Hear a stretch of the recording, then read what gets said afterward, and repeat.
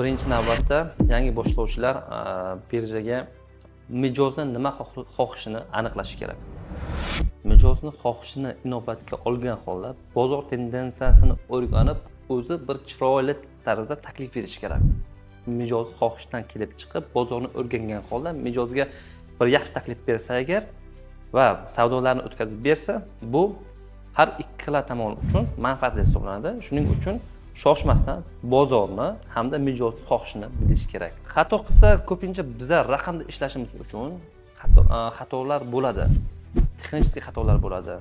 Shoshib qolish paytida raqamlarda o'zgarish mumkin. 7 million so'mlik narsani 7 million so'mga olaman deb bitta nol qo'shib yuborsa agar shoshib, u 7 million emas, 70 millionga aylanadi. Mana shu joyda xatolik kelib chiqadi.